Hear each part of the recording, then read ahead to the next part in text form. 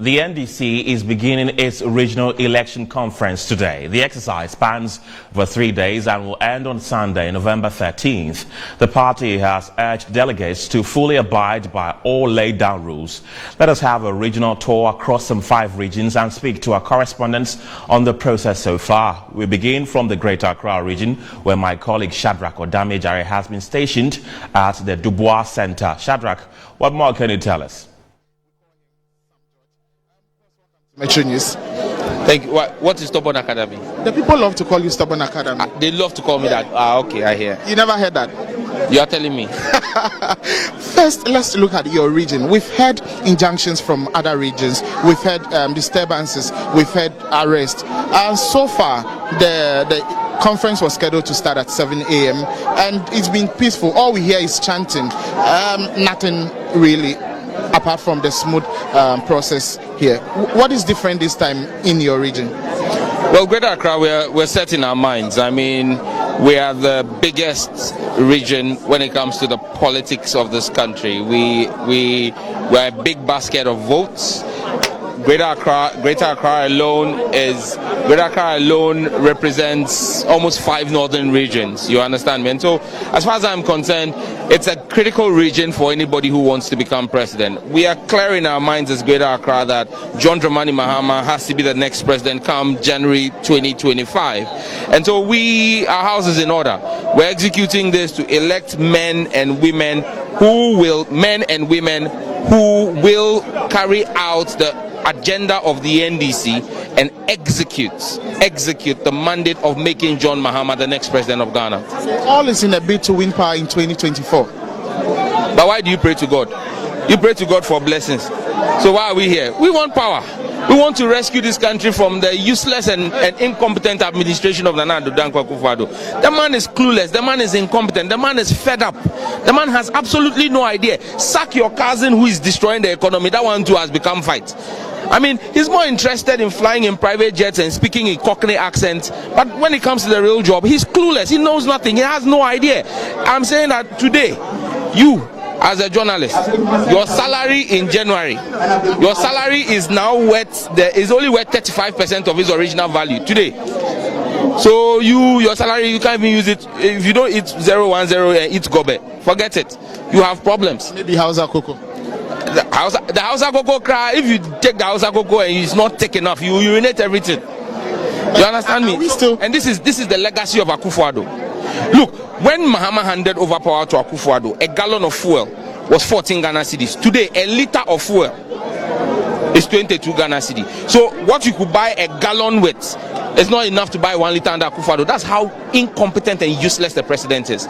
You can't say it any way nicer. And this one, when I say he's a useless president, I'm being very charitable and nice and kind to him. Because you let me. Would have used words. But do you think when he's listening to you and have refused to succumb to all the pressure, or he has decided not to listen to you? The president sits on his ears, so he doesn't hear when we talk. If the president hears and listens, forget NDC. His own party is telling him to change Akeno Foriata. His own party. Yes. The president doesn't hear. Now they are saying they are not supporting you. Are decoration. The ears on his head, they are decoration. He doesn't use it to hear. Doti is inside the president's ear. And we will take those things out for him on the 7th of December. I mean, how can you be a president and the whole country is telling you to go in one direction? You alone, you say no. That is a country for you. So this is the beginning of the handing over.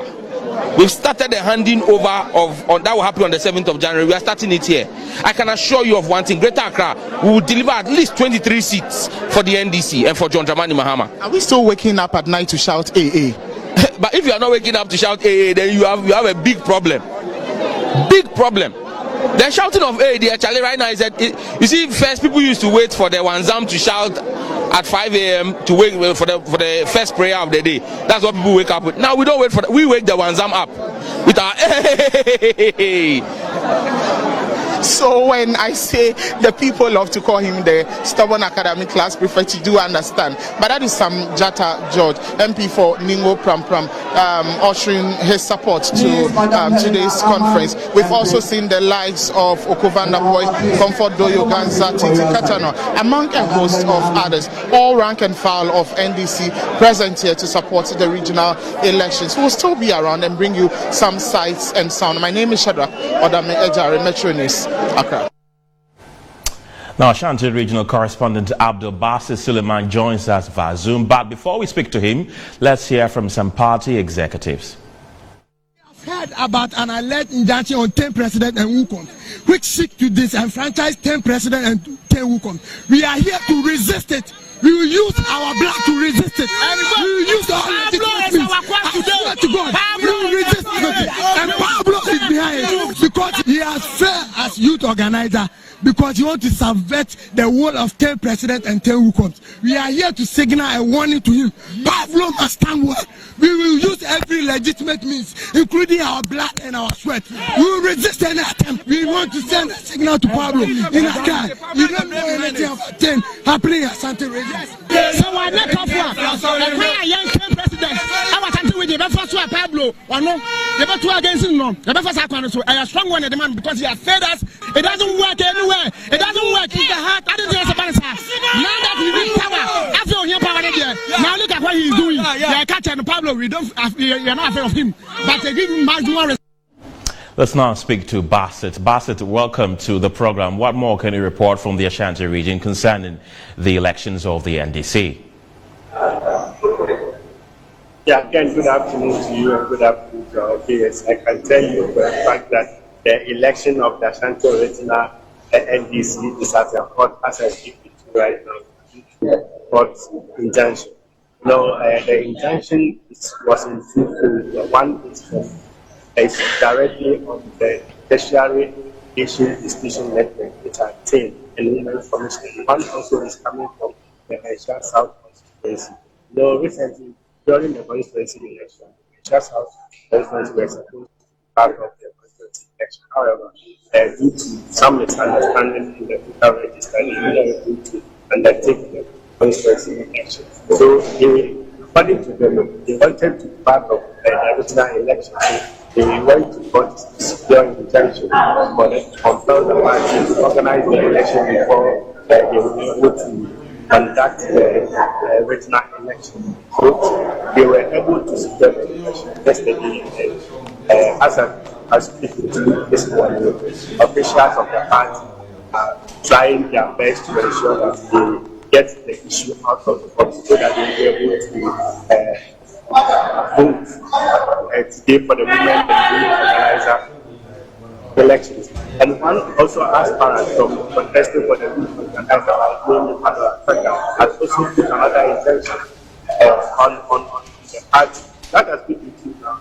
I'm currently standing here in the hall that we're supposed to hold the conference. And you can see that the chairs are still empty. Almost all the supporters of the party are outside, even though others are still campaigning. But election and other activities that are about right outside. Those of the executive matters are all sitting right, trying to see the way forward, how they will be able to conduct this election. If it was not able to come today, it means that the one that is supposed to come on Sunday will also not come on Sunday. That is the general election that is supposed to elect the regional chairman, that secretary, and other regional executive. That one too will not be able to come on Sunday as it is right now.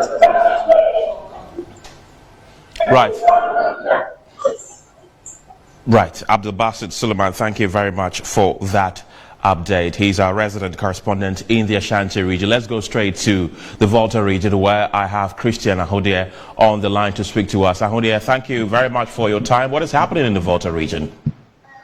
Yeah, thank you very much, my brother. As I speak to you now, we are at the Wilson Hotel here, where NDC Regional Executive election, women, youth election is ongoing in the Wilson Hotel here now. But as I speak to you now, this program is supposed to start exactly 9 o'clock. But as I'm speaking to you, not a no-show so far on the ground. We are still waiting for the hierarchies to come down. When I speak to one electoral commission officer, they said they are here even to receive, the registrar from the election leaders or the election director or whatever. So we are all standing by waiting for what will happen in the next few minutes. But with me here, I have one of the party executive, frankly, Efree, who is here also to share some concern about today's election. Mr. Frank, welcome to Metro News. Thank you very much. Well, what do you have to share with us about today's process? Oh, a lot. Of course, as you can see, maybe others cannot see, but then the party in its stronghold, its World Bank, is poised to take power in 2024. Today's election is a special delegate conference in the sense that it is only about the youth and the women. And so far, the program is built to start around 9 o'clock, 10 o'clock this morning. The leadership thought it wise to give enough room for horse trading because the party officially did not make provision to accommodate delegates. So therefore, the least you want to do is to be accused of being biased towards candidate A or candidate B. So having got to the ground, we thought it wise to give enough room for last minute so that aspirants will have enough time to touch base with the delegates. And as you can see, the horse trading is ongoing. The environment, the atmosphere, everything is peaceful. It's clearly indicative of the unity that we need as a driving point to take back power in 2024. That is precisely what the masses are looking up for from the NDC. Of course, the economy as a whole is not doing well, but the microeconomic environment in Volta region is so disastrous. Right from our roads to market, cost of living crisis, we are feeling the pinch. We have been starved of development. The least we would like to do is not to be united. So we are very united, even in our diverse approach to this whole election. Right. Ahudia, let me ask him a question. He's saying that the Volta region is lacking development, roads and all that. But the NDC has been in power, for a very long time. And we all know that the Volta region is also one of the strongest holder of that party. Why hasn't his party been able to develop that region? Of course, development is not casting diamond. Development is not a one-stop process. Development is a continuous one. The NDC has given the Volta region its share of the national cake when it was in power. It is through the NDC that we can boast of certain major infrastructure projects like the UHAS, the University for Health and Allied Sciences. This interview, Ahudia, thank you very much.